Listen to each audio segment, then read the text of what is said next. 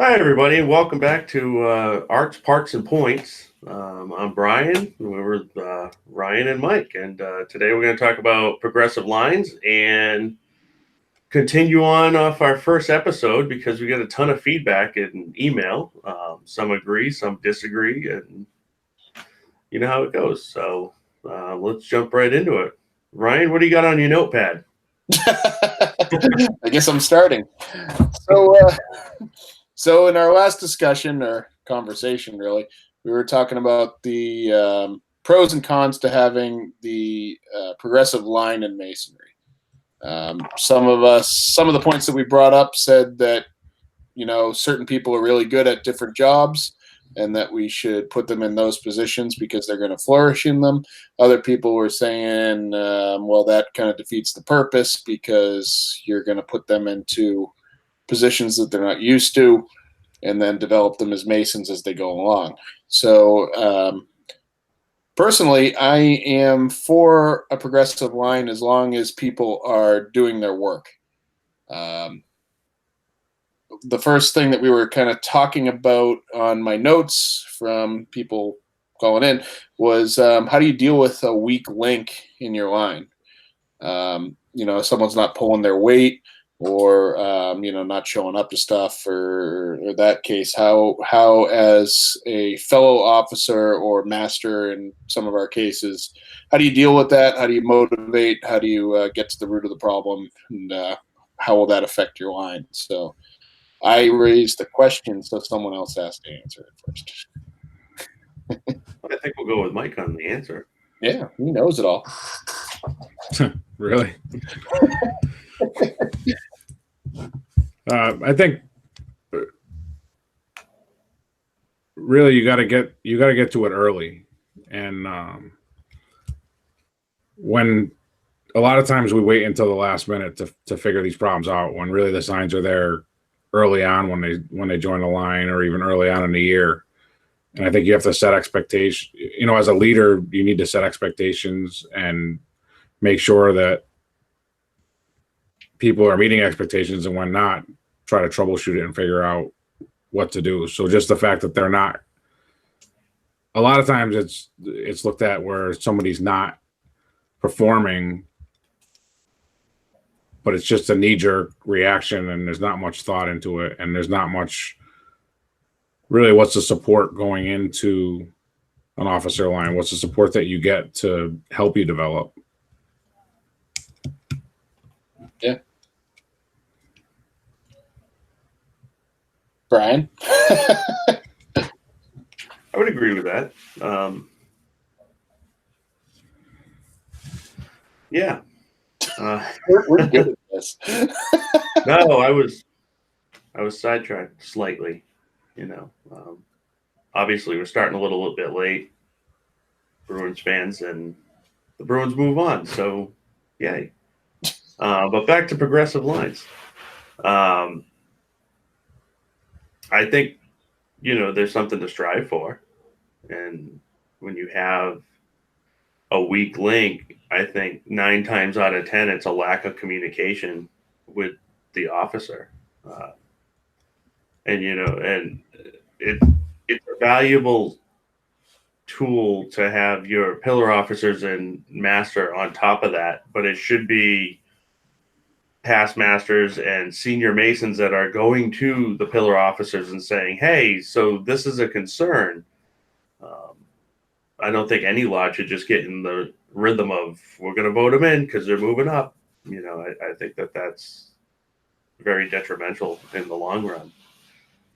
And at the same time, I don't think it's fair to surprise a brother when he's senior warden that you're not going to elect him in as master because you don't think he's ready. I mean, what do you mean? How do you get that far?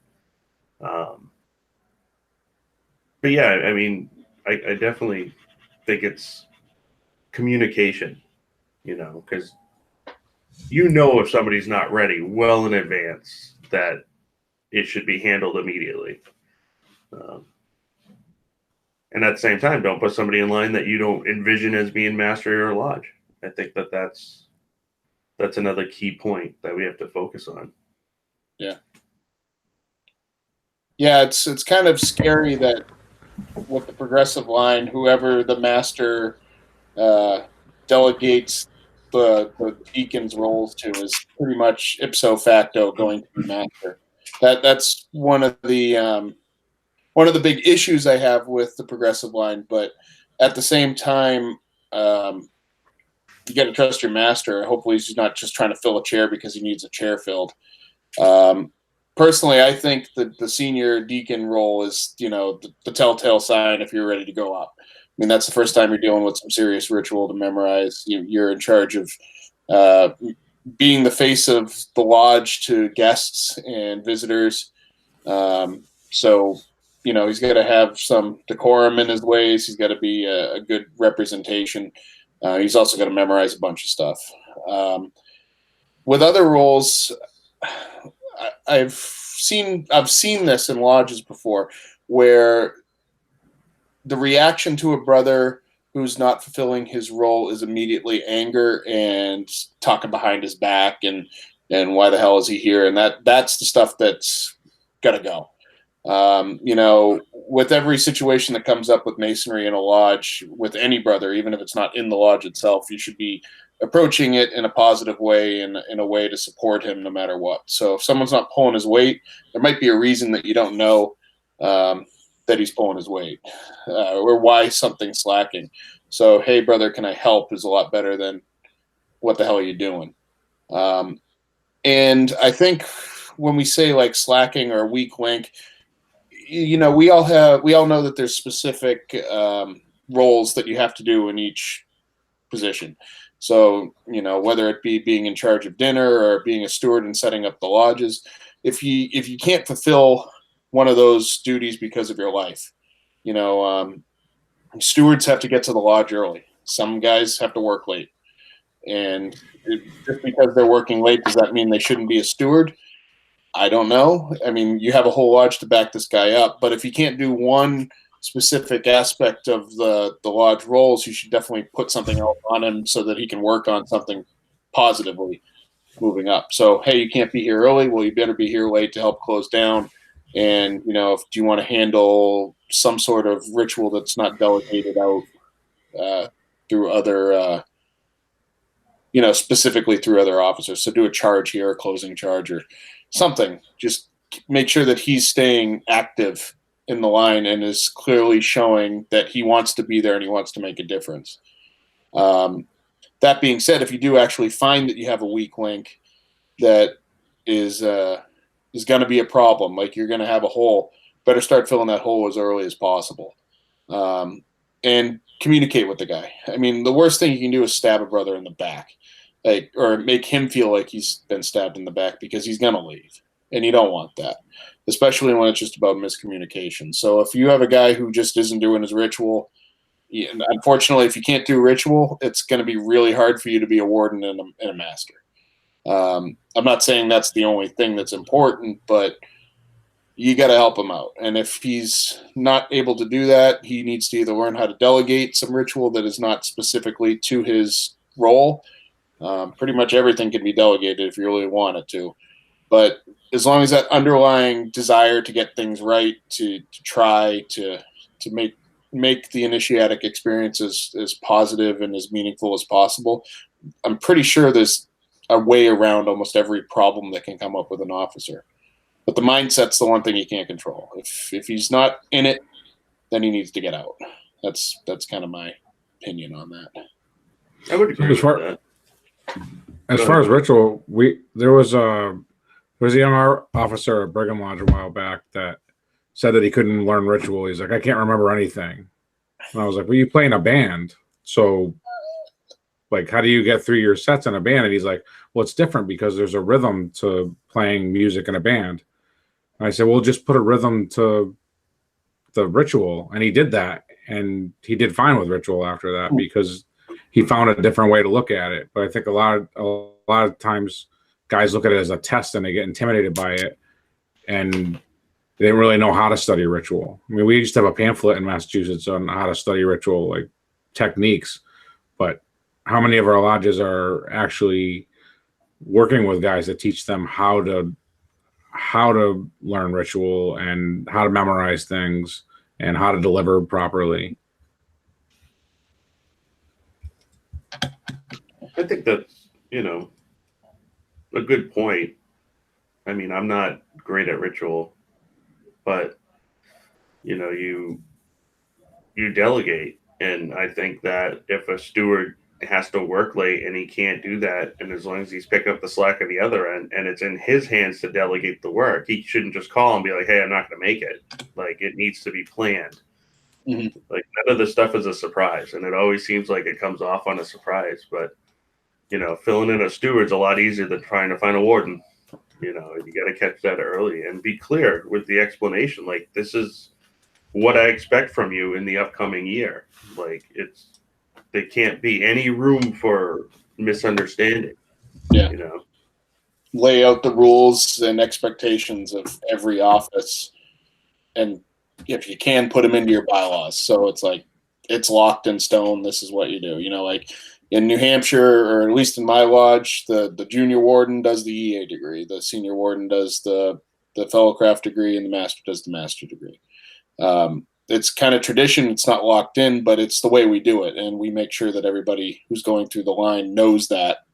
I mean, hopefully they are awake during the degrees and can see it, but it's something that we do, and it's expected. And I was lucky enough to have the master in front of me remind me of that constantly, like, hey, get working on the middle chamber lecture. You're doing it next year. You better do it good. But I think the root of all the problems here, when you have people who just don't want to put the work in, is we're at an age in masonry where we don't have 300 member lodges anymore, and the 12 officers or however many officers that you elect into your lodge are not the upper 10% of your lodge who are showing the most what's the word I'm looking, initiative to getting in and trying to make a difference. A lot of these lodges around the country are raising a master mason then slapping a collar on them because they need to fill a chair. That's a problem, because not only does it put a lot of pressure on the new guy, but it's really unfair to him. He hasn't even experienced masonry yet, and now he's thrown into a leadership role. And I know all three of us can agree, there's a big difference between traveling to lodges and experiencing masonry when you don't have the responsibilities of the lodge on your shoulders, then coming back to your lodge when you have to see all the crap in the background and get things done. And if you take away that aspect of it and put the guy to work right away, you're immediately throwing a burden on him, and that burden's tied to masonry. So you got to make sure that whoever you're putting in the line, whether it be a steward or a warden, they got to be excited about it. I mean, they got to want to be there. Filling chairs for filling chairs' sake is just delaying the problem in my mind.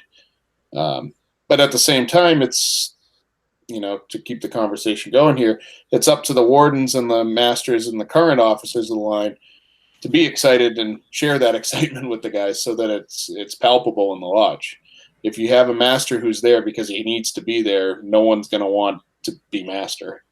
So hopefully your master, or you, if you're master, you gotta be excited about what you're doing and go at it, because all that stuff rolls downhill. Well, I think you bring up a good point. So we're talking about progressive lines, and I know in the first episode I seem like I'm against them. I'm not necessarily against progressive lines. I've just never seen them actually function correctly. So if you're getting raised and getting thrown into a chair, like, you hear about it all the time, like, oh, I was raised and then I was senior deacon. What? Like, that's crazy. So how do you guide those lodges to give the candidate or the newest mason the experience that he needs to be ready to be master? Now, I'm not saying, I think the average in Massachusetts is 5 or 6 years between being raised and being master. Oh, wow. It's doable, obviously, but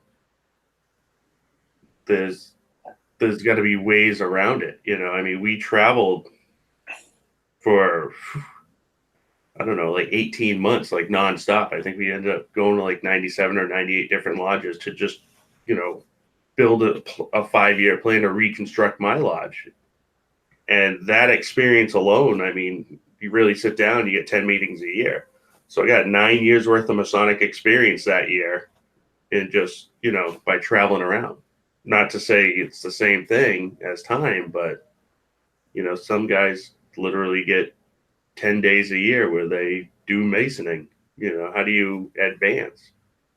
I mean, my personal opinion, it shouldn't be in line, but that's, me. But so what would you do about that, Mike, as far as, you got a broken line, you just raised a guy, everyone's pushing you to make him senior deacon because that's the role that is the first emptied seat. What do you do? I mean, I think it depends on the person, right? I mean, senior deacon's a little tough. That's tough to put a guy right there. But it really depends on the person because and what the lodge needs at the time. Because I'm comfortable putting a guy that can lead in a position that maybe can't do ritual.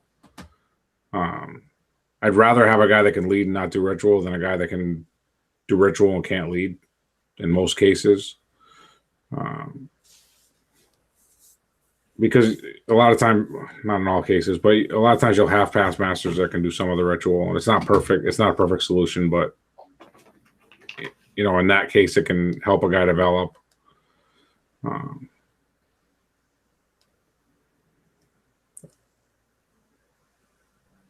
Yeah. Well, I think the role of the past master is important, and I'm saying that because I'm a freshie. Like it's so common to see, like, and it's funny too because you notice that like the people who trash past masters and were actually serious about like trashing past masters and they're all grumpy and stuff are usually the newest guys in the craft. Like, yeah, the old guys suck. They don't know what the hell they're doing. They caused all this problem. As if that hasn't been the case in every generation where the last guys really screwed everything up and it was perfect before them. But, if you have a lodge that has active past masters, I mean, I was told that when I was going in, like, hey, you're not always master, but you're always a past master. So you got to be ready to help. And, there's certain things that you can do as a lodge, or excuse me, as a past master to help out in situations where you have kind of a weak link. Knowing your ritual is good. I think every past master should kind of stick together with the other ones and just kind of make sure the lodge is covered. If you have one past master who really knows one set of ritual, make sure he keeps knowing it, so that if something happens, like we don't have a middle chamber lecture tonight. Okay, Bryan over there knows it, so he'll fill in. So you can be used as a crutch, but you can't be. You got to make sure that you stay a crutch and not prosthetic. You're not there to be permanent. You got to push them to do it, even if it takes long. You have to make sure that's getting done, because I know everybody here can agree. Then you have ritual holes, and those are really hard to fix. When all of a sudden you realize you have two guys in your lodge who know ritual and everybody else kind of half knows it. And then anytime there's a degree, you have to lean on one of those guys to do it. My lodge is kind of like that right now where, luckily we have Chris in it who knows the histories. He's a whiz at histories and he does them really well. I don't know them. I should have. I know the Fellowcraft history, which is not very long. But that's it for the history. So, there's if one of us can't get there, there's a good chance they're not going to be done. And that's kind of a scary situation. And we did that.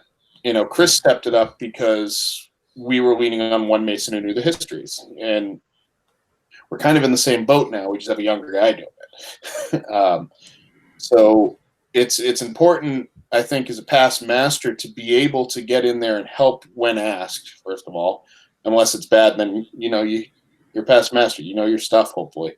But the whole idea of stepping in and just saying, "Move aside, I got this," that's not going to work. It's just progressing the problem down the line one step further. So, um, again, you got to remind these guys that you're a member of the running of this lodge, and many of these lodges are very old installations into their community. My lodge is coming up on 150th, and you're in charge of a 150-year-old organization. Make sure that it goes to 160. And it's a lot of pressure, and it's supposed to be a lot of pressure. And making sure that these guys know that when they're getting in line, like, you are required to pass on this knowledge to someone else. You should take it as an honor, and you should take it very seriously. And if you don't do it and they see you joking and doing it half-assed and stuff like that, they're going to do it half-assed. And, I'm all about fun in lodge. I hang out with you guys, for Christ's sake. But there's certain things that need to really be taken seriously, rituals being one of them, and the passing of ritual responsibility should be taken seriously too. So gotta keep that going. Have you guys ever had an officer in front of you tell you what your responsibilities actually were? Like, actually sit down and explain to you all your responsibilities? Yeah, we have like an actual list in my lodge. So it's laid out. That being said, it's kind of loose, like, for example, your senior warden, make sure that you're with the Tyler and you check all the visitors that come in. Make sure that, senior deacon. So, you're here to check to make sure that there's nobody coming in from a bad lodge. So that's implied that you should probably understand what clandestine masonry is and have a working knowledge of what that is and how to deal with it. You got to know your ritual enough to know all of our secrets to make sure they get in, and you got to know who has juice cards and who doesn't. And luckily we have a Tyler that backs that up, and usually the Tyler takes care of it. But that's laid out. Then you're responsible for doing the middle chamber lecture. That's your big thing. Learn it, know it well. Don't just get through it, but know it. And then the list also lists what's coming next. So hopefully, once you get through your requirements, you should be starting to work on the next one. The idea is to start getting ready for what's coming up, which is not easy. That's probably the hardest part to do, especially with that role, because that's when you're really thrown into some serious, lengthy ritual.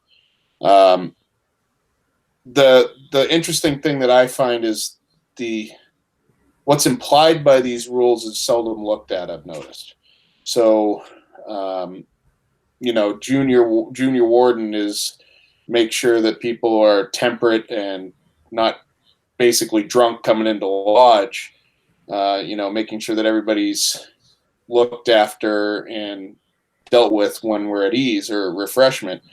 That's a deeper role than people seem to look at originally. Some people can just say, cook food or make sure food is cooked, make sure they're happy, collect the money, give it to someone, and you're good. Well, that's the bare knuckles, bare bones, limited view of it. But if you take that into consideration in the symbolic meaning of the role, it's a lot more than that. Checking in on your brothers, knowing if something's wrong. If someone's in a tough spot, you got to let the master know, and you got to let your other warden know, and help them out. If it's always good to go to the master if it's a problem, but it's, as you guys both know, when you're master, you got a lot to do. And having a guy who's kind of like a buffer who can kind of help set things in motion is huge. So there's the implied parts that we don't lay out in that list, but people hopefully are thinking about that when they get into it. What about you, Bryan? Did you do anything with your lodge?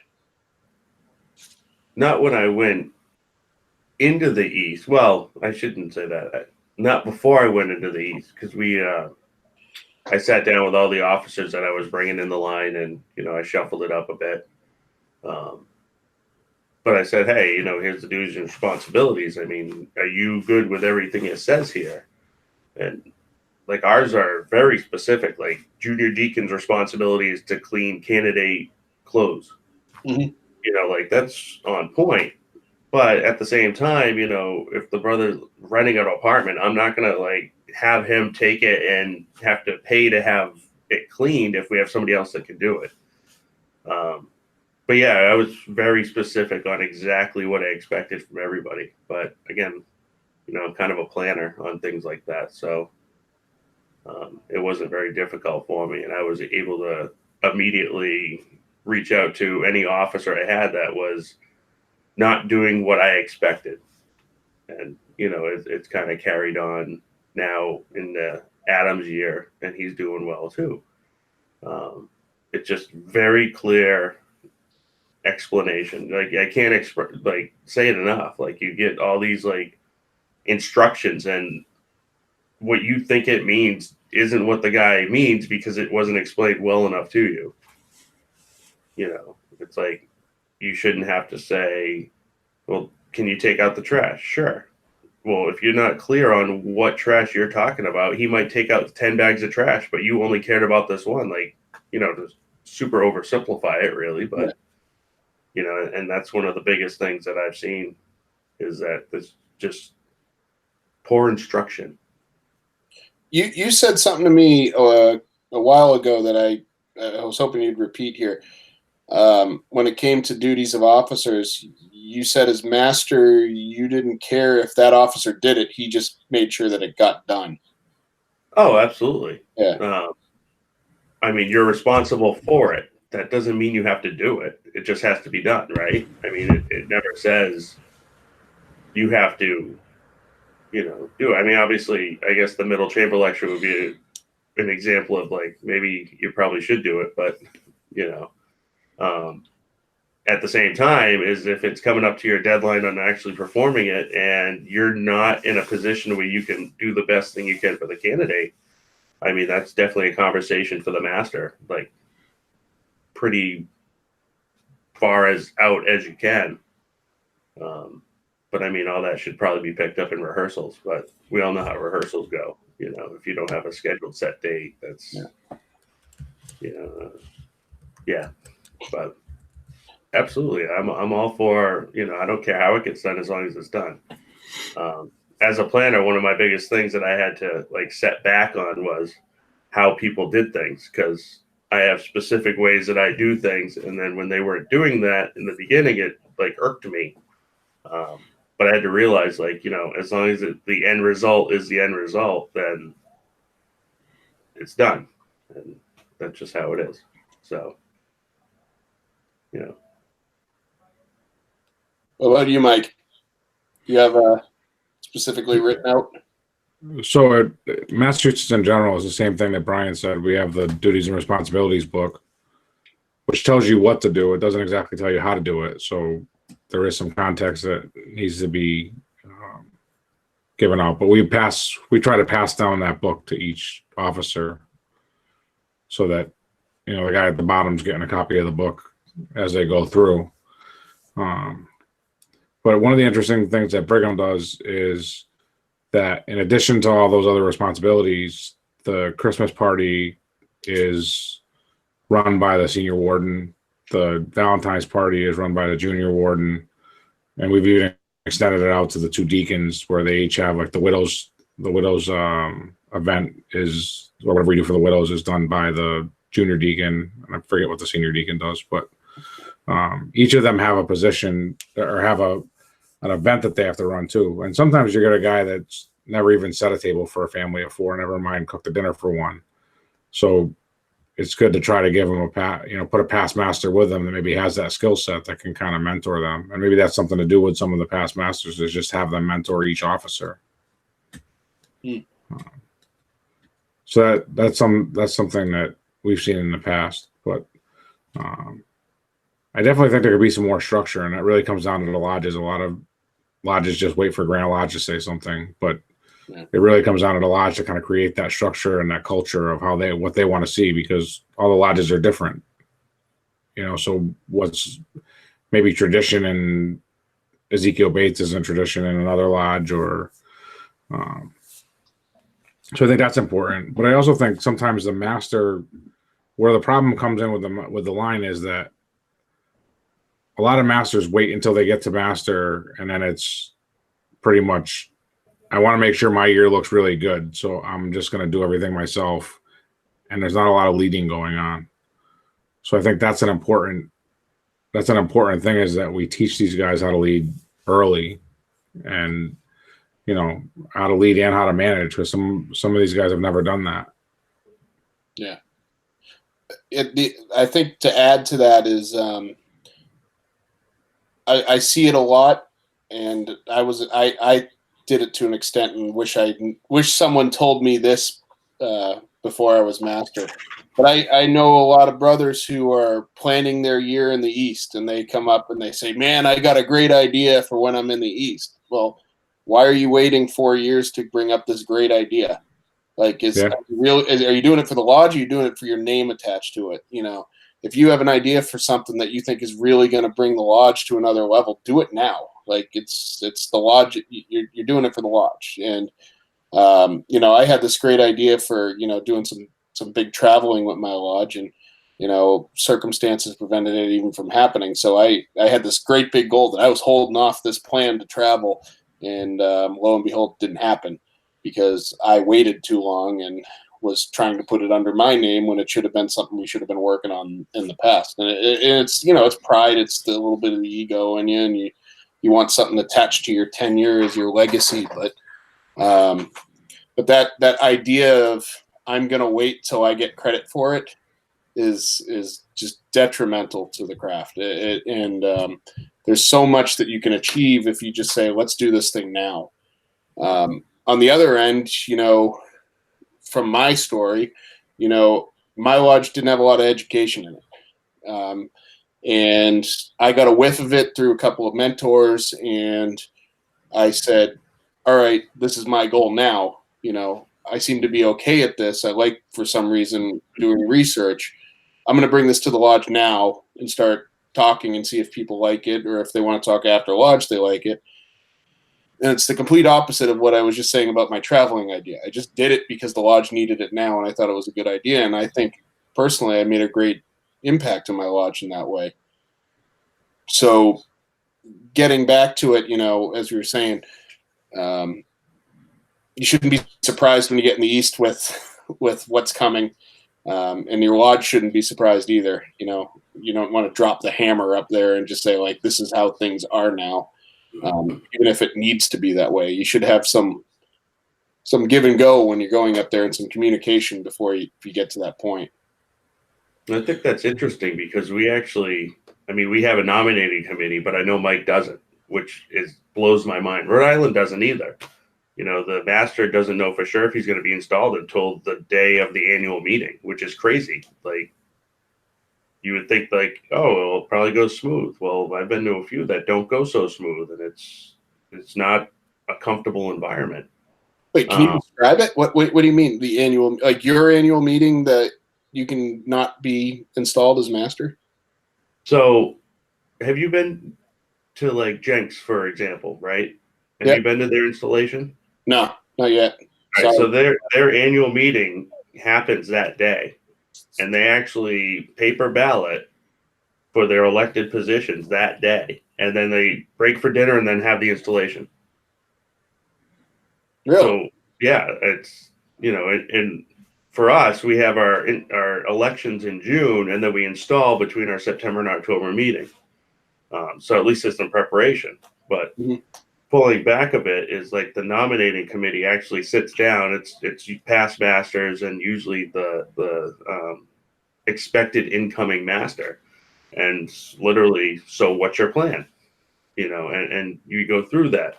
What's your line? At least elected. What are you going to do about this situation? What are you doing about this? Like, they're all privy to the information ahead of time, but it's like, you got to have a good thing coming out of the plan. I mean, this year our lodge wasn't 100% certain on one of the positions, and we left that meeting with it all hashed out, and it was good. But I can see where it could go bad too. you know. But I mean, to be honest, like a master should have his plan like laid out with a part of a 5-year plan. You have an idea if you're going towards the east, roughly 5 years out, where you can be working towards this bigger picture plan. Like you were saying, sandbag and stuff. Well, I haven't really done that, but I had some ideas for my year, but I get excited and I just do them right away. So a little bit of my ideas have been sprinkled through the past 5 or 6 years or whatever it is. And it's, some of it's worked, some of it's gone horribly wrong, but I think one of the benefits of our lodge is we've never honestly cared about credit. Like it's always just we're EB and we move forward. That's awesome. Well, yeah, but I mean, it took a while to get there too. It's changing an entire mentality. There's no I, and our guys jump on each other if somebody says it, right?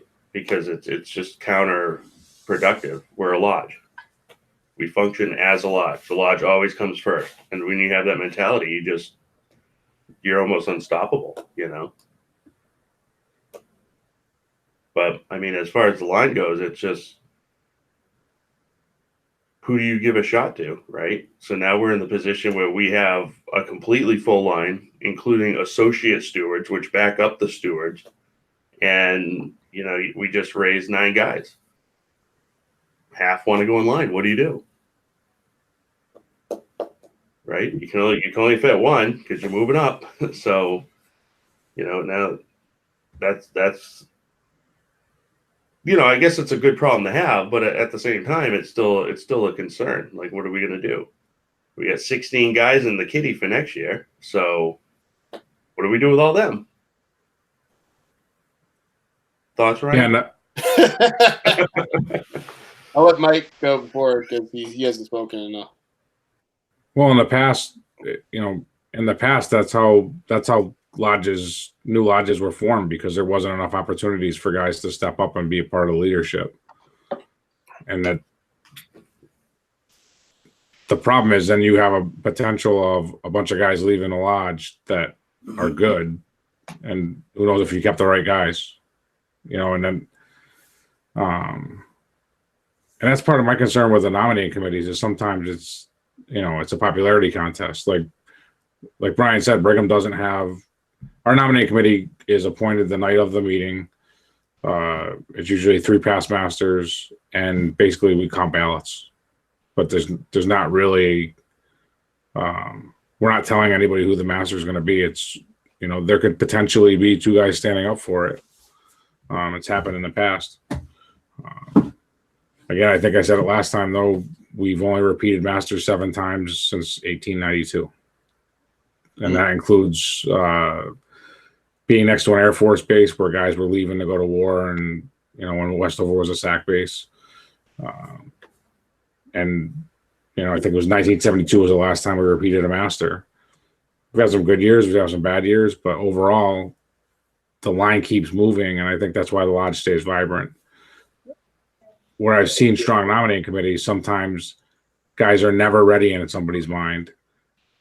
And then so you get a case of, Bryan, isn't there a lodge with 23-time past master or something like that? Yeah. Wow. Another guy in the same building was past master 10 years in a row. In a different lodge. It's just, I mean, that's the epitome of there has to be someone that's qualified to go in. Like to say that nobody's qualified is just, now you're being too much of a perfectionist. Because I don't want to be doing it 23 times in a row. I don't want to do it a second time. Yeah, I am done. Fully retired. Yeah, the thing that concerns me about having, I mean, it's like all things. The idea of having like a committee to make sure that someone is ready for this is great. I mean, like you need to know your stuff to be master. what I've seen in my travels, does that enhance the clique status of the good old boys club in certain lodges where, those all those guys over there think alike and they make sure their stuff gets done because they're past masters, and you're shutting out anything that's new and exciting because they don't approve of it. I mean, that's a very real problem in masonry right now. And it's very dangerous because, it's like smoking 6 packs a day. Yeah, sure, you're not seeing any of the repercussions of it right now, but you're sure going to pay for it down the line. And you can kind of see it coming. There's no chance of changing it because the only way it's going to work is somebody to get up there and say, you guys are not officers anymore. And you need a real special guy to get up there and take that because it's a lot of horse crap. But it's interesting because, the other side of it is kind of what Bryan was alluding to is like, what's your plan? Are you taking this as a joke? Are you coasting in here because you think you are entitled to this position? Those are things that need to be weeded out as quickly as possible. So it's kind of one of those catch-22 situations. I see the benefits of both. Of course, in a perfect system, it's amazing, and in a flawed system, it can be really dangerous. So I guess the question is what metrics are they using to evaluate officers? Is there a set of standards? Are they weighted? And who came up with the standards? Most nominating committees is just a group of guys that get together and they'll go, yeah, this guy's not ready. But how are they really evaluating him? Well, for us, I mean, we start at the junior warden position. Be like, hey, you're going to be expected to have a full plan prepared, in the spring of next year. So what do you need?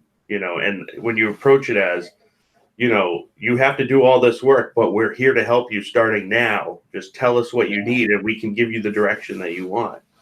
And I think that just because it's a nominating committee, it's past masters, but it should be a support system to put the best foot forward for these brothers as they move up through the line. And if you look at it that way, all of a sudden, you get up to your nominating committee. We did ours, I think, last month, but we've been working with the guy for 2 years now, and he had everything laid out. This is what I'm expecting to do. This is what I want to do. I want to kind of tighten up the budget and like do this and X, Y, and Z. And, it was perfect. The next guy's going to have a different target goal, but the big picture is still moving forward.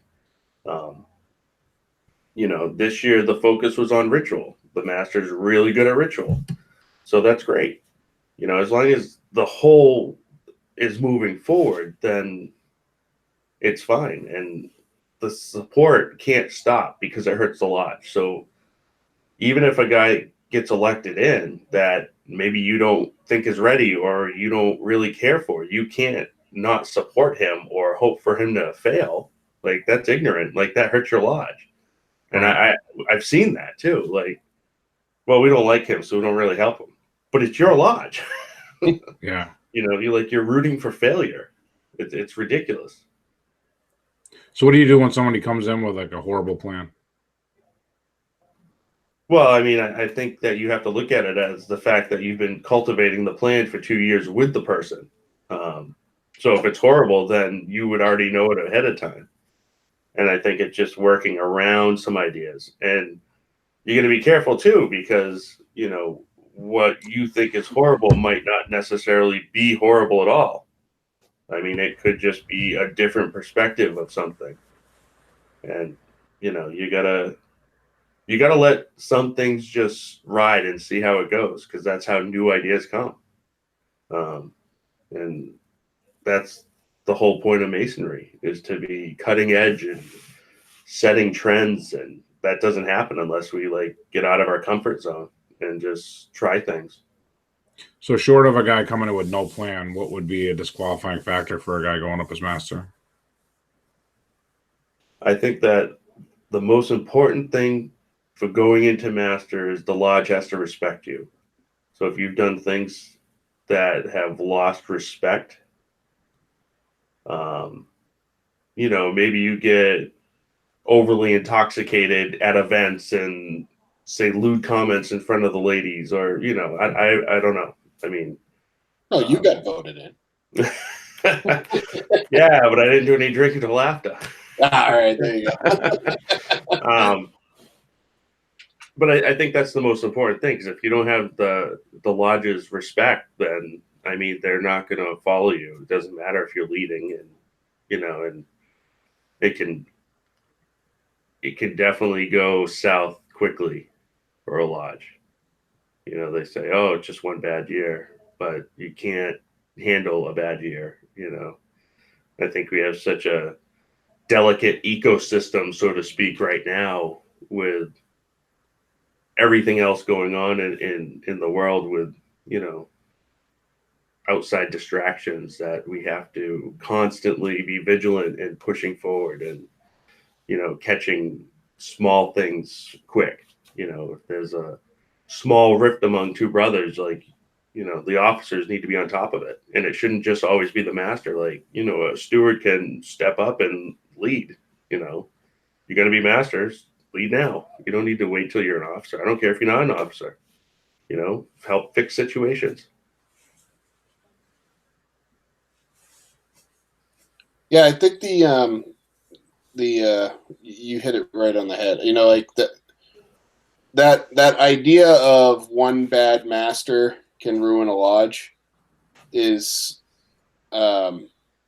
it's a loaded statement, because as you said, first of all, whose fault that the guy is the master? And second of all, I don't know. I mean, we're not running a country here. I'm not putting masonry down or saying it's unimportant, but it's not like I'm fiscally responsible for the budget of millions of people here as master. We're supposed to be small. We're supposed to be brothers. And the fact is that no master can run a lodge by itself. If he doesn't have support, he's going to have a bad year. If he doesn't have respect, he's going to have a really bad year. Even if you don't agree with him, you don't value the same things in masonry that you do. You have different ideas of what is like the pinnacle of masonry. Doesn't really matter. You're not the master. I've told this story before, when my buddy Chris Busby was master. Him and I really butted heads, and it was bad. It was probably the hardest lesson I've ever learned in Freemasonry was, trust your master and support him no matter what.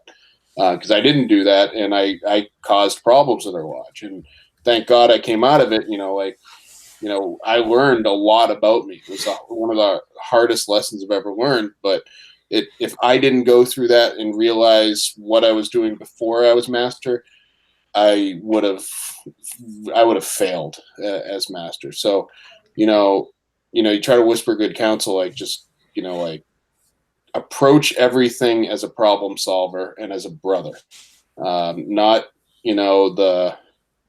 oh, can you believe he did that, or he did this? Well, screw this, I'm out of here. That sort of thing. If you're not helping that guy out, you're part of the problem. And I was the problem for a while. Not the only problem, but I was part of it. And I try to tell people that too. It's one of those things that I travel in lodges and I tell that story once in a while, just to like nudge a lodge that someone told me is having an issue, and because it's really important. I mean, like, it's kind of like what I was saying when you had a weak in the lodge. If you have a brother who's not showing up to lodge on time, you shouldn't be like, why the hell aren't you coming here? You like, brother, is there something I can help you with to get you here? Or if something's falling apart, the bills aren't being paid, or there's something going on that doesn't seem right, go to the master and say, how can I help? As opposed to this idiot's running us into the ground. That's in my opinion what separates Masons from all the other groups. We're supposed to put all of those differences aside and be a spiritual brother to each other. And a spiritual brother doesn't shit on each other behind their backs, or doesn't exactly as Bryan says, well, I don't agree with him, so I'm going to let him fail. Like, okay, I'm going to go shoot myself in the foot and complain that I can't walk straight. So it's a lesson that's hard. Brotherly love is probably one of the hardest tenets in Freemasonry to fully understand. It's something you're going to struggle with your whole entire Masonic career. But when it comes to the officers, I'm not saying you're putting extra in, because it should be the same level of every brother, but it's more visible when you see the effects of not putting that in. If I'm not a brother to this guy over here because I don't really like him, but he's in my lodge, it's not going to be as potent as me saying, the junior warden's a real jerk. I don't really like how he's doing his ritual or something like that, and then telling everybody about it. Like, then you got a real problem. And it's something that takes a long time to dig out of. I still see the repercussions of my actions in my lodge once in a while. And I'm trying to make sure that I'm very vocal about making sure that, hey, I was wrong. You need to handle this another way. So it's just a lesson to learn and move forward. But Bryan hit it right on the head there.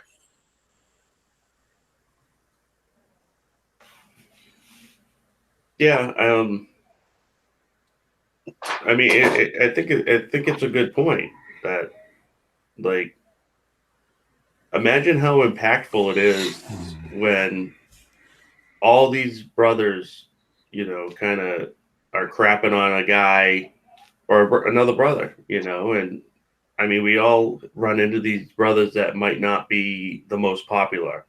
I think Freemasonry as a whole is very attractive to socially awkward people. Because, I mean, exactly why we're Freemasons, because we accept everybody and we're equal. And so sometimes it's harder that you go back into that cliquey mindset, and the impact that you can teach these brothers by being the first one to help out the outcast, if you will. There's a lot of lessons to be learned about that. I personally swallowed my pride a few times with disagreements, because being right wasn't the most important thing for the lodge, and you just suck it up and move on. But pretty good, yeah. Bryan, I think you talked about before about that each position has a lesson to learn. What was that all about? Well, all right, we'll get into some education here. So art, no picture A. So with the roles of each officer in the line, and this is actually my biggest argument for progressive line, because if you approach your positions in line, especially when it comes to ritual, as a chance to focus on that role, you're going to come out of a trip through the line with a very good understanding of what it is to be a Freemason and what Masonic ritual is all about.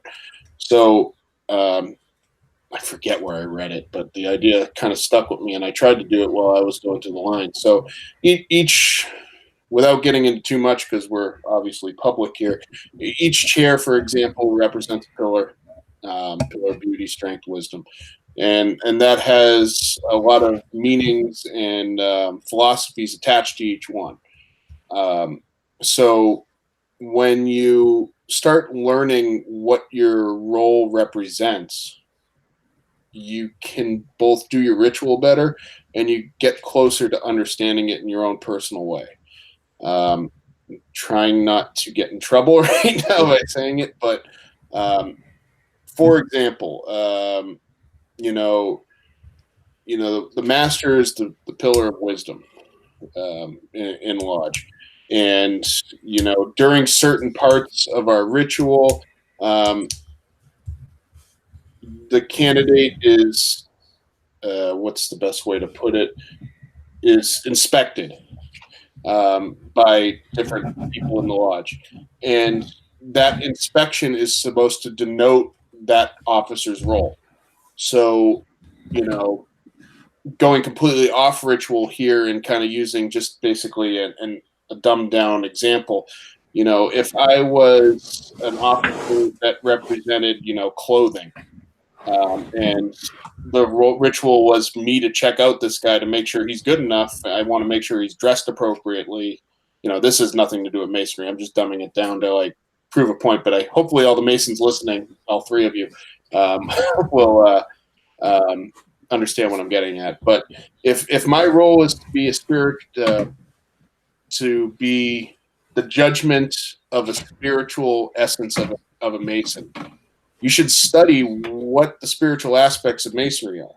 And when that candidate is about to go through his degree and going through his degree, remember that you're here starting a certain part of this degree from anybody who doesn't fulfill those fulfillments, those prerequisites to becoming a mason. So if you approach every role like that, you can get a lot out of it, and it's something that can't be written down. A lot of this is not stuff that you can go out and buy a book about. There's plenty of books out there that will go through the officer lines. McNulty does it in one of his, and he'll explain like what the stations are. There's also aspects of the psyche and stuff that it's endless. But if you're going through and you look at it that way, you're going to start focusing on one thing each chair. And if you approach it from both, it doesn't necessarily have to be the academic approach. You don't have to be like, I'm reading these 10 books so that I understand this. It could be completely contemplative. Just sitting down, getting quiet, learning your ritual, and then once you learn it, stop thinking about memorizing it and start thinking about it and realize what you're representing here. And I found from me doing this that it's, first of all, it makes you do your ritual better. You realize that certain times that there's certain interactions in our ritual that are meant to be very different than when it happens again in a similar situation. So there's that. And then there's, well, all right, I'm learning about the spiritual aspects of masonry. Should I have gone through this? Did I fulfill these requirements? I don't know. Well, now's the time to kind of check myself and learn about this stuff. So if you do that, and if you set yourself to do that from the start, you're going to come out of this a lot deeper than when you came in. And that's kind of the goal of this whole thing. You're going to be on a different level. And although I'm all about sharing education and meeting together and talking about stuff like that, there's certain aspects of Freemasonry that should remain personal. And when you're going through the chairs, it's a personal experience. So I found that me not talking about it to people, like just saying, this is what I'm going to do, I'm going to focus on it. I kept a journal, and I felt that I came out of it ahead because, in that journal, I not only wrote about what I contemplated on about all of these different chairs and different positions. I also wrote like the lessons that I learned, the good ones and the bad ones, and there's equal amounts of both, but it's a wealth of knowledge that when you come out of the East, you can kind of look back and say like, I see what's going on in these degrees now. I got a better understanding of it. And then you can share what you've kind of learned on the whole. So skipping chairs removes that experience from you. I understand that sometimes you have to. I skipped a couple of chairs in my progression as well. But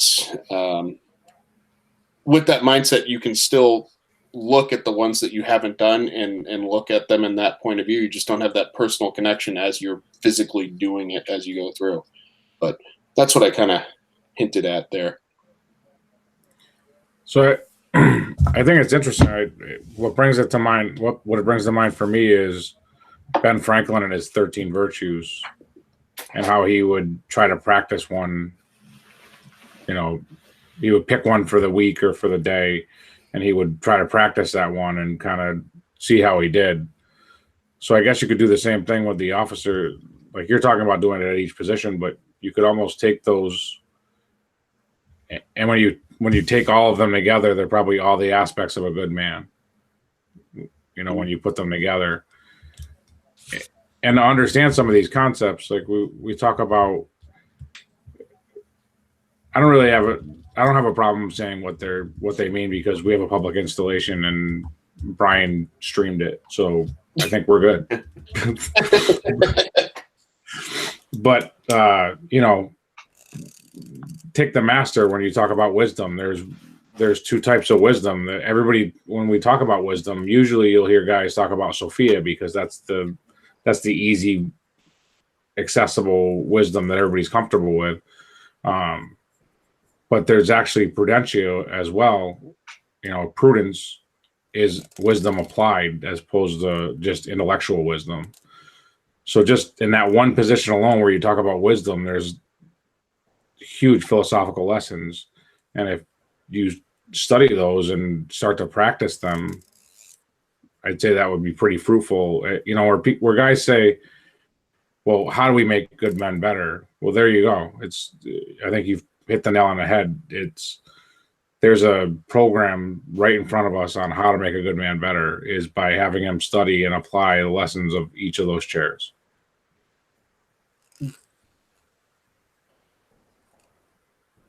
Bryan. Yeah, I would agree. I mean, obviously,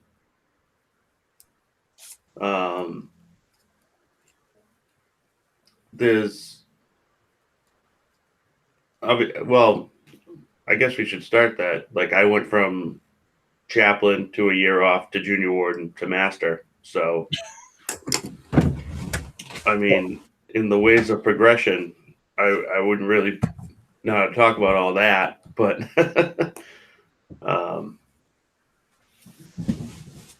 yeah, I definitely. Do you feel that? I'm not sure what wrestling back there. Mike's doing over there. Yeah. Do you looking back feel gypped that you didn't go through those chairs now? Do I feel gypped? No, but mostly because I feel that I can do a lot more being out of line. Where I filled in, like, oh, we don't have this, whatever, I'll sit there. It doesn't matter to me. But I'm a lot more free to be supportive as we, progress forward. I'm not tied to a chair where like my focus is on X, Y, Z. Obviously I'm busy, but like on lodge night, I just, wherever you need me, I'm there. You want me to serve dinner? I don't care. It's, and it frees me up to show the newer Masons that nobody's above anybody else. Like, everybody chips in. From, I guess, a personal growth, I guess I'll never know. But at the same time, I kind of feed off other people. So my growth in Masonry is what I learned from like introducing you and Ryan, right? Well, Mike and Ryan, or however it works out. Like, I like to watch people interact in that way, and that's kind of how I learn. So I don't know. I mean, maybe I lost out some, but maybe I didn't. So I'll yeah, no, I get it. Yeah, what's it to you? What's it to you? Yeah, wrong answer. No. So that'll lead me to a question for you, and I think I know your answer. All joking aside, for each of you as past masters now, what was your favorite role, including past master, in your lodge, with all the titles and positions that you had? What has been your favorite so far? And you're not allowed to say the cop out brother. Like, I want a position. Senior deacon. Why? middle chamber is probably the most meaningful ritual for me. The positions before that, I didn't really feel engaged in the lodge. I really didn't feel like it mattered if I showed up or not half the time. But senior deacon was really that position where, that was the first time, as we talked about earlier today, that was the first time that I felt engaged in the lodge, and I felt that I had some say in how things went and to make sure things happened. I had responsibilities, and before that, I mean, it's rough because I went senior steward, senior deacon. I took a break and went to marshal for a year, and then senior warden master. So I guess there's only 1 year in between there, but I didn't feel as engaged my first year as I did as a senior deacon. And I think if I didn't do that, I don't know that I would have, stuck around. So that was interesting. But I do really like that position, and I like mentoring those guys because I point out to each of them that, they're one of their jobs they're in control of the floor. So nothing happens in that degree without the senior deacon doing something. The master's he kind of delegates his control to the senior deacon at that point. So I don't know. I really like that. And actually, part of it probably has to do with when I took my degrees, the middle chamber was done so eloquently that I thought the guy was making it up as he went along. And I was impressed by that. And it's probably the most meaningful part of anything that's, any of the ritual that I took in the first 3 degrees.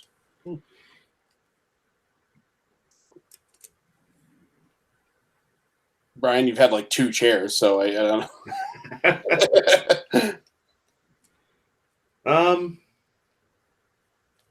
I would say, a mix between junior warden and past master, to be honest. My year as master is just a blur, really, because there was just so much going on. So I didn't really get to enjoy it as much, but I prefer to assist from behind, if you will. Like I like to kind of just be in the background and just keep everything pushing forward. Like I don't care about credit, so why be in the front, But junior warden was also very fulfilling because I was able to establish myself as a leader in the lodge, I would say. Show people that I could actually do it. Obviously, it was the first time I actually did a lecture, so there was that. Because obviously I did get flack from other people saying, "Well, how'd you just go to junior warden?" And then I stayed there for 2 years and then went to master, and they're like, "Well, how can you skip senior warden?" I'm like, "Well, I just skip senior warden. I don't not sure we don't understand." There. But yeah, it's they're all meaningful. I mean, chaplain was good, but it was when my lodge wasn't good. So, I guess he heard some of my prayers there because we got a little bit better. But I would say, yeah. I mean, probably now because I can actually, with confidence give brothers guidance, and it's a more personal level when I give my opinion. It's more thought out than it's ever been. Whenever I'm asked, not harder question, but I don't know. I feel like I put a lot more stock into my answers, and before was just what's the quickest way to get through something, and now it's more of a thought out. What's the best overall path to take? How about you? Looked right at the camera when you said that. Oh, I can't see you wearing a hat. The eyes get shaded out. all mysterious like. Ritual wise, yeah, I agree with Mike about the senior deacon is pretty cool. Um, that's when I got my first taste of Masonic education, and that's when I had the saving grace of a mentor come in and kind of get me moving in the right direction. What I think I'm going to like the most, honestly, is Past Master. Um, and it's not because I don't have, the direct responsibilities or anything like that. Um, I personally, I'll be completely honest here. I did not enjoy being master. We had a lot of problems, and it took some stuff to get them done, but we got out of it. Um, the reason I'm looking forward to past master is, and I actually, to be completely honest with you, I haven't really experienced it yet because just I had a whole mess of issues that came up right after I got out of the East, and it's kind of prevented me from being as active as I want to be. But we're getting out of that stuff now, which is good, slowly and surely. But I I was kind of thrown into the line. I was a steward 4 months after I was raised. Um, and then I skipped senior steward, junior deacon, went to senior warden. I mean, senior deacon, and then moved up. And a lot of the time I was in line, I had this thought in the back of my head, like I actually really don't want to do this, but there's no one else, so I'm kind of obligated to at this point. Um, as I learned more about masonry, I I kind of yearn for that traveling man type thing, like going finding knowledge type thing, finding brothers, meeting new people. And luckily, through my presentations and my art and stuff, I've been able to do that. But the officer line coming back was kind of like the callback to realism, or reality, I should say, um, because I've mentioned this to you guys before. Um, One of the downsides of being a Masonic speaker is obviously you get to travel and you meet like people everywhere, and you get this unrealistic view of Freemasonry where you're like, you're going to a symposium or a Masonic event that you're speaking at, and you're seeing the lodge at its best. You're seeing them, all working together for, an event. Everybody's there. They're having a good time, hopefully, unless you suck as a speaker. And then, you know, you go on your merry way, and then you come home. And when you're an officer, especially a warden or especially the master, all the crap is thrown at you. Like it's not most of the stuff that a master, or at least in my case, deal with is not fun. Like people think the master is of a lodge is the guy who sits up in the east and delegates, um, or runs the lodge in all of his glorious self worth. But when you get up there, you realize that the buck does stop with you, and you have to make some decisions, and a lot of them are not going to be popular. Um, I did not like that. I was too used to the unrealistic view of masonry. You know, to me, Ezekiel Bates. I've been there many times, but when I think of Ezekiel Bates, I think of Masonicon and getting together, and when we do stuff together and these big events where everything's hunky dory and it's awesome. I'm willing to bet that I'm not seeing the whole picture. And being sheltered from the realities of masonry and then getting hit full in the face with it is hard. So now that I've been out of the East for a couple months and life is slowly turning back to normality for me, I really am looking forward to focusing on what I think I can bring to the lodge without the hassle. I know it sounds lazy, but the hassle of dealing with the mundane BS that comes, like running reports and making sure things are getting done over here and there, and kind of just focusing on my passion, which is education and providing hopefully providing experiences for the guys in my watch that they normally wouldn't get. So I haven't really experienced that yet, to be completely honest with you, but I'm looking forward to it, and I think it's going to work out pretty great. So Past Master is actually a really cool position because I'm also ready and able, and I love doing ritual. So if someone goes, "Hey Ryan, can you fill in?" I will not complain. I'll be right there. Oh yeah, especially like senior deacon. Hey Ryan, I need someone to do the middle chamber in a couple of months. Yeah, I'm on it. I can't wait to do it again. Yeah, that's kind of my thought process with it. So you're like a grandfather, and you just want to be able to send the kid home when you're done with it. Kinda. Yeah, I think I got burnt out, to be completely honest with you, and I took things very personal, and needed I need a buffer zone. I need to reset. It's happening, but it's interesting. So what I think is funny about that is that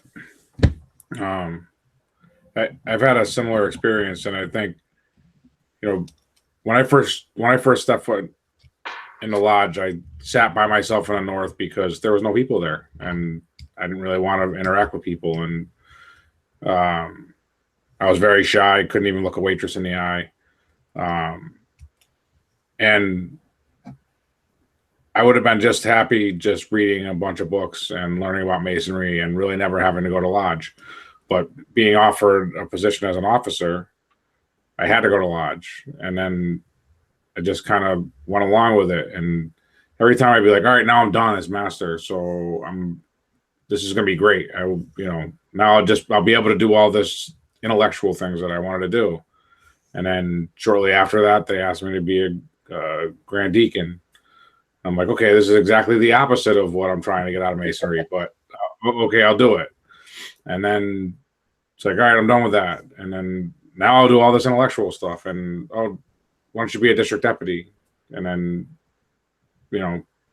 I'm done with this stuff. I'm going to finally contribute to this. And why don't you be a grand warden? So I find that they're the opposite of what I want out of masonry, and they challenge me. And sometimes that's messy, right? Like you're saying, you had a lot of problems as master, but that's where growth is, right? In growth isn't pretty. So a lot of times when we look at a lodge and we say that lodge everything's so awesome over there and everything's working perfect, there's not a lot of growth going on because it wouldn't be that clean. So it's interesting. Sometimes it's not what we want, but it's what we need at the time. It helped bring me out to the point where now I'm more comfortable speaking publicly, where I wasn't at all. And I've seen a lot of guys do that. They say, I can't do it. I can't speak publicly. And then they become great ritualists because it challenges them. And I can't help think that that's part of it. And it's weird how it happens. It's just masonry has this way of presenting challenges to you that you didn't think that you could actually succeed at. I think that's a fair statement. Yeah. There's quite a few things that I've, concocted up in my head and actually watched it go well, and same thing goes with like relationships with Masons. It's amazing that, the opportunities that arise through Masonry, and being a non-outgoing person, oddly, it hasn't always been easy, but in my house, by my house, I mean my lodge, I'm probably one of the most outgoing people there. But like walking in a lodge, I rely on that Masonic, somebody coming up to me and talking to me. I don't just bust in a room, I'm not all Ryan Flynn and, throwing art around, but walk into a room, say a really bad joke, and you're all good. Yeah, no, that's definitely not me. And you got it made. I mean, even on the flip side, a really good friend of mine went to a leadership conference we had, and he had like 30 years in the military. So to say that this guy even needed to go to a leadership conference is probably he had been to all the best that the military had to offer as far as that goes. And they were working on a project. He was working on a project with several other guys, and they had some contentious debate about a portion of the project. And he told one of the other guys that, he wondered when he was going to pull his big girl panties up and be a man. And they brought him out of the room and said, "You really can't talk to people like that. Like, that might have worked in the military, but it doesn't work in masonry." So here's a guy that doesn't really need to learn about leadership that, he told me that, hey, I actually learned something there. When I didn't think I was going to. It presented a challenge to him because he had to realize that he couldn't just, he couldn't take a hard line all the time, that he had to sometimes come up with creative ways to do that. And I think that I've had a lot of conversations lately where a lot of leaders will say, well, this guy didn't do this, and he was supposed to do it. But Maxwell said that that's like the lowest rung of leadership, right? Like, because somebody had to do it. So masonry can be really challenging. Herding the cats it's not easy, and it really challenges you to be a better leader and to be a better man. I mean, if you can herd a bunch of masons together, it helps you have a lot more patience with your daughter, right? Yeah. Or, because you can't just tell her, like, just go do this, because little girls just don't do what you want them to do. No, they don't. Yeah, no, it really, honest to God, I look at going through the chairs in a positive light in the whole, but there's two sides to everything. I say I didn't enjoy being master, and that's pretty true, but I definitely came out ahead in the whole experience. Like you actually said my perfect example of it is, like I got a 7-year-old kid who is just starting to test the waters right now. Like, all right, what can I get away with? And the sarcasm and attitude is flowing like wine with her. And I honestly think that if I was 3 years younger in this situation, I'd be yelling at my kid a hell of a lot more. And I'm not. And I approach things very differently now than I did then. I also amazingly have absolutely no time or energy or will to be around people who are negative. I've noticed that it's like a palpable change in my personality. Like I don't like hearing people complain about other people anymore. I don't want to be around it. I don't want to be a part of it. If I hear someone complain, oh, she said that, like the conversation's over. I don't want to be part of something that is bringing everything down. And I honestly, that's probably the biggest thing that I can say. How I changed through all of these chairs and this experience of being an officer in a Masonic lodge is, I really latched onto the brotherly love thing at the end of my term because I had some really great examples of it. And I saw what the opposite of that was. And I just don't want to see it again. So it's cool because, like, I'm not trying to be elitist or anything, but there's something special about recognizing a situation that is not that does not go with the tenets in which you're living your life or attempting to living your life, and being able to say, you know what, I'm just not going to be a part of this.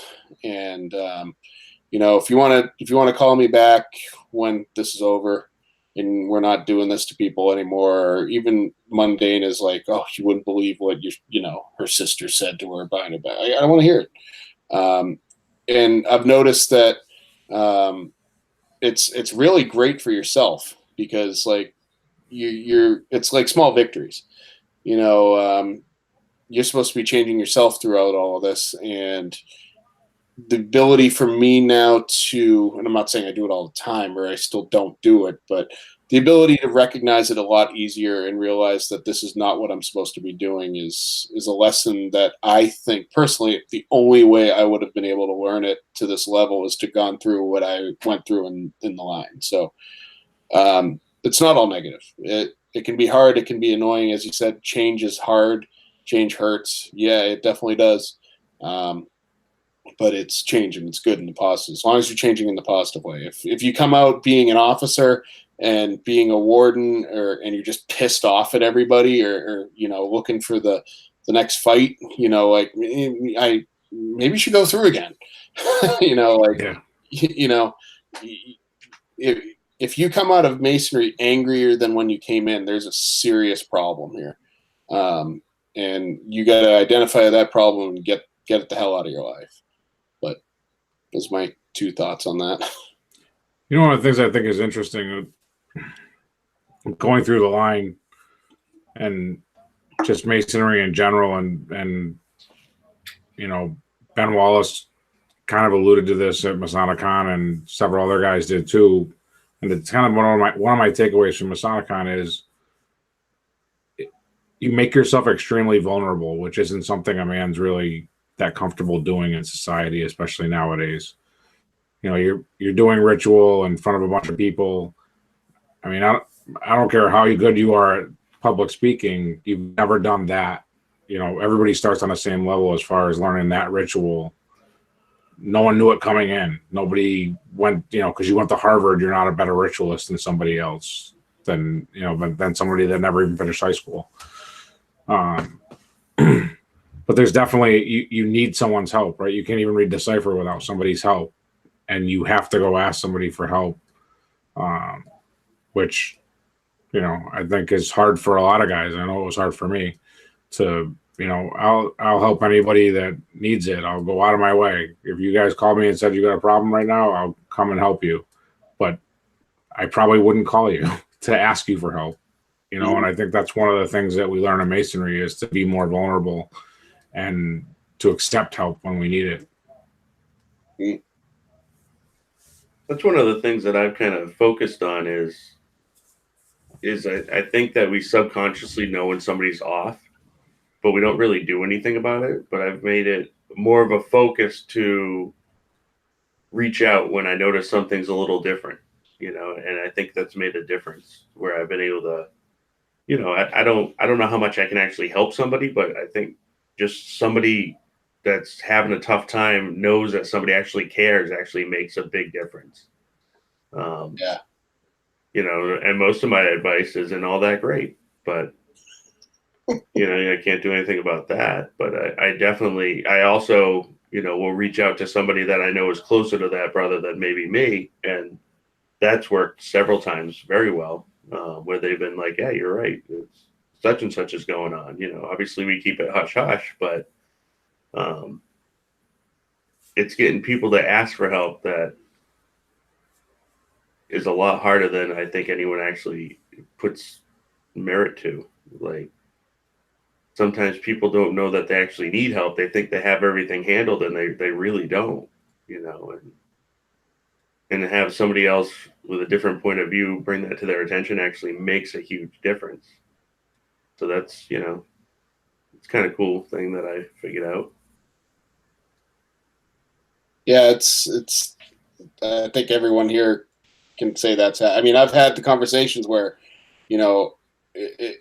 I've been talking to a brother who's like, we're brothers. Like, I consider you guys it, and it's the cool thing about masonry is, I have literal, they're my brothers, and I have them all over like the country right now, and it's crazy to know that I have brothers in like North Carolina who will like know something's wrong, and I get calls on it.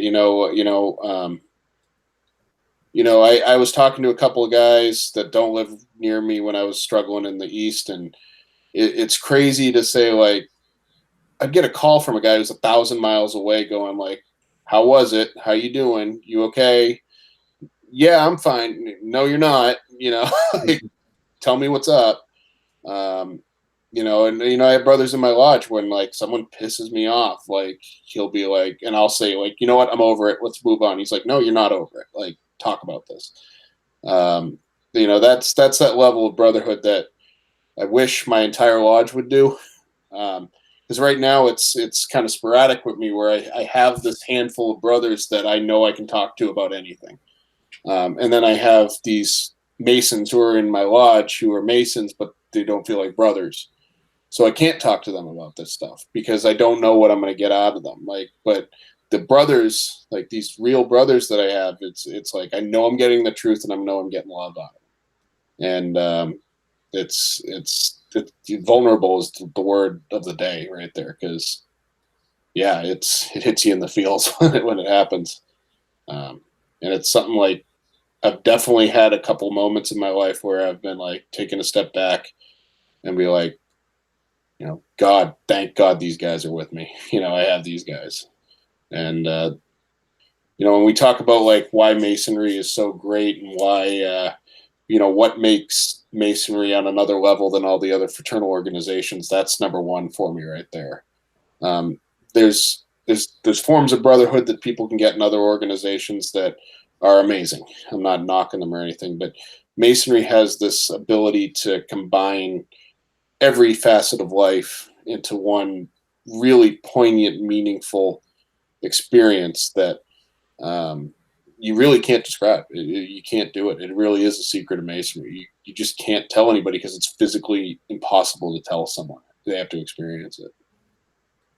That's interesting because I've been, I really got taken aback this year with Masonicon, and the only way I can explain Masonry now is maybe Freemasonry is just a feeling, right? Because when you actually hit that level of Freemasonry, like at the festive board, like I hit that level of Freemasonry, like that was everyone was close in that room, and there was non-Masons there. It didn't matter, but everyone hit like that aura, like you could sense it in the room. There was just the brotherhood was a flowing, I think that was the Woodbridge. Yeah. Glenn Levitt, but yeah, either or. But yeah, you were right. That was something special. But it was like people that, first time I met a few of them, like Bill from Nebraska, popped up on Friday, said, "Hey, you said the doors were open. Yeah, come on in." And, you get to know them, and they're just amazing people. And like we talked about doing musical chairs and stuff, and we looked around the room and said, "Well, I guess we don't have to do that." Like everyone just split up and sat with different people, and that's crazy, right? That never happens where I don't want to call them cliques, but like groups that come together to a function from all over the country. They just don't spread out. They always stay together, and this one just scattered. And I was like, "Are you kidding me?" I thought musical chairs was going to be so fun, but you guys kind of just did it on your own. And I had several people tell me that and I felt this way too, that last year I met somebody, but this year I really got to know them. And I felt that way about quite a few guys. And I kind of took Bryan's lead. What he told me he did before, I didn't watch one talk until later. Like I didn't go upstairs for any of the talks. I just kind of,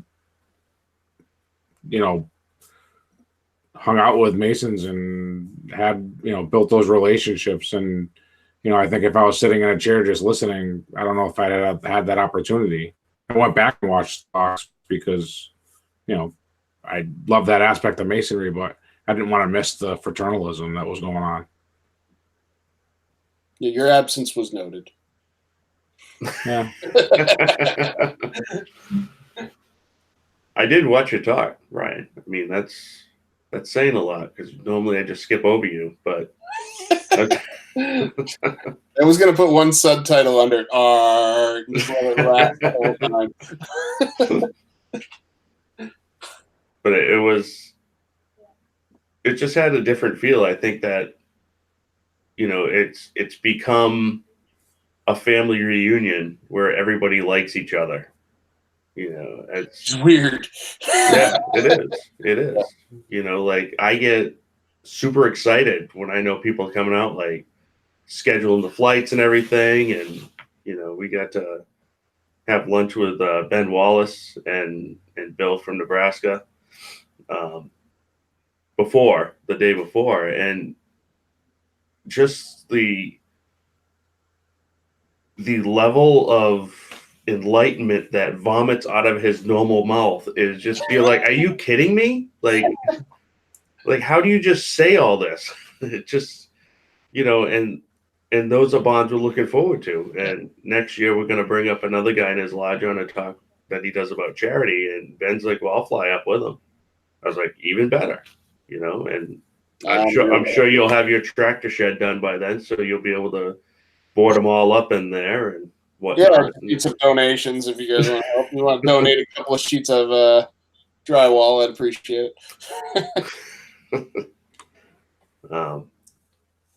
But yeah, we didn't know those guys before they walked the door, right? Like they walked in the door, we're like, how's it going? And then we were, then we learned who they were. Yeah, it was kind of interesting. First time you meet them, but you go. You want to go to get something to eat? Let's go. Pretty much, yeah. Hey, if I gotta eat. But the same thing goes the other way too. Is like RJ. I think this was his third year out or something. But it's that friendly face. I think that when you see him, it's just like, good, you're here. We're all back together. It's a comfort level.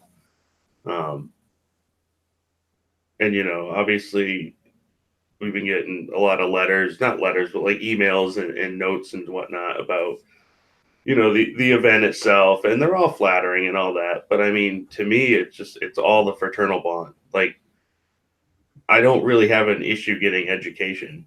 We're kind of in like the melting pot of education. We have people all around us, plus all these people we know. So that's easy. But like to get like a deep level of fraternalism, and selfishly, I'm just pumped that all our new guys from the lodge. We had 63 members participate at some point during that day. Like, that's ridiculous. Yeah.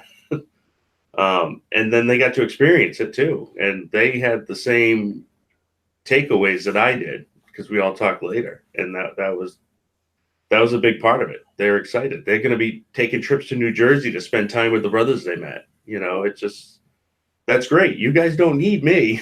Just keep pushing this, and I think if we can transcend it a little bit more even next year and make the festival board a little bit bigger, not too much bigger because restrictions, but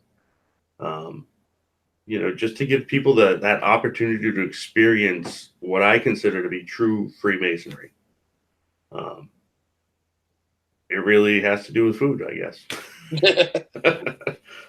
Good. I mean, it looked like Alex Powers couldn't make it, and everybody missed him. Like, there was actually like, and Dago wasn't able to make it, and guys actually legitimately missed these guys that I had met, like, once or twice, and it's like, okay, a part of the family's not here. That was the general sense of it. Yeah. Well, we toasted them, and I know Alex is going through some personal issues with his father-in-law passing away, and it hurts. Like, you feel empathetic for that. Like, that's how you know their family. It's just, you feel it. You feel for them, and you want to take their pain away, and you can't. But it's dawning on me that I say a lot. It's amazing what you hear with headphones. Which this I'm sure you guys had the same thought with you see Alex put up like an obituary or whatever, and you're like, all right, how do I make that Masonic service? But I can't because it's Kansas. So, but you actually want to be there for him. Yeah.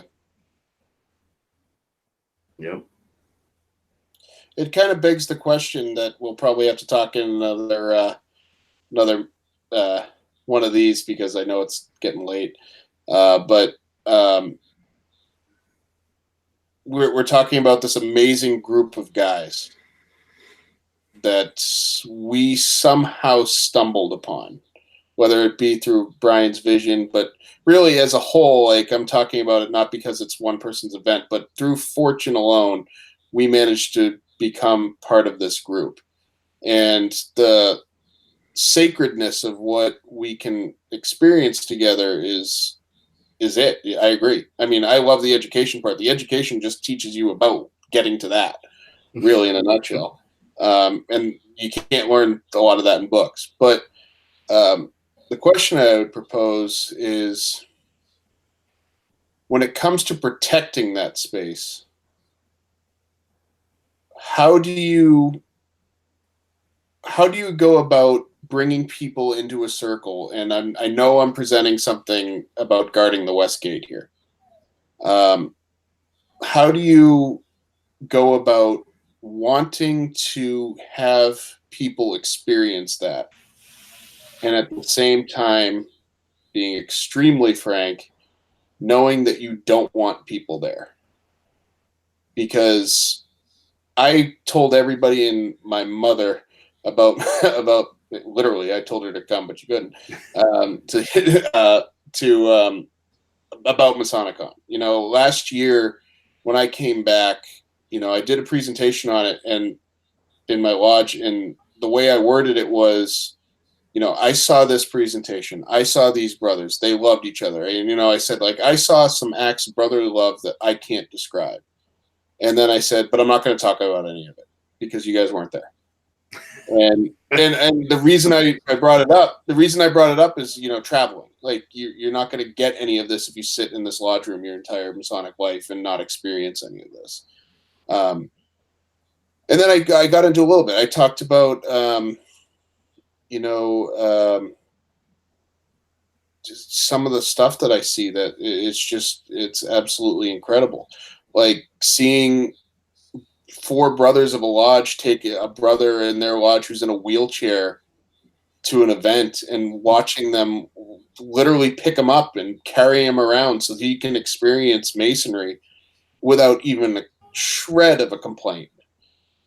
Because they know they want to be there for their brother, and seeing how they interact, and, you know, seeing how that brother is so excited to see you. And, you know, you can't see that unless you get out there. And at the same time, I want to protect it. You know, I don't want to bring people in who are going to ruin that. And it's guarding the West Gate is a concept that is not a simple concept, because what we can bring to the table is something that these guys cannot get anywhere else. But but we can't give it to everybody. Not everybody's ready for this. And finding that line and discovering what kind of people you want to bring in and what kind of people you want to keep out is, I think, worthy of a long discussion for us anyway. Because we've definitely seen in the craft people being let in who shouldn't be let in, and seeing the negative effects of what that can do to a lodge. And then I'd like to talk about, you know, how you can protect that in a lodge where it's already been infiltrated, basically. Like, what do you do with the lodge where you have you know, there's not a lot of direction. There's not a lot of meaning behind what you do in your meetings or how you interact with your brothers anymore, because that outside mentality has taken over the Masonic experience. So I'm kind of leaning towards that because I just noticed it's midnight now and we've been talking for a long time. So maybe we can lead into that next time. I think that's a solid topic. I mean, I have a lot to say on that. I mean, look at Massachusetts. I mean, you talk about the West Gate, right? But we're traveling people, so we have 228 whatever West Gates, right? You can't protect any but yours. So how do you handle situations like that? I think that's a great topic. Agreed. Yeah. So I guess that's the name of our next episode. Or we'll just go with episode 3. Yeah. Of our non-podcast conversationalist Masonic Education Exchange. I believe. Part 2. Yeah. All right. Yeah. Well, I guess we can probably. You got any final thoughts you want to do, or I mean, you kind of final thoughted us out with that. Hey, next episode should be this. So Off the top of my I head. guess, yeah, I guess we're pretty good. Final thoughts for listeners. We talked about a lot of cool stuff here. I really like these. I like the informality of them. I like that we're pretty damn honest with each other. And what I really like about you guys is, you guys don't claim that you're experts in this stuff. We're kind of all figuring it out as we go, and I really appreciate that. What I would challenge the listeners to, if they've made it through the entire thing, is we talked about a couple of things. We talked about going into the line and approaching the line officers as their own thing, and whether or not you agree with the progressive line or not. I think we presented some great thoughts on both ends of that discussion. There's always room for improvement, and be willing to reach out for improvement, because you're not going to come up with all the answers by yourself, and you're not going to get all the answers from us either.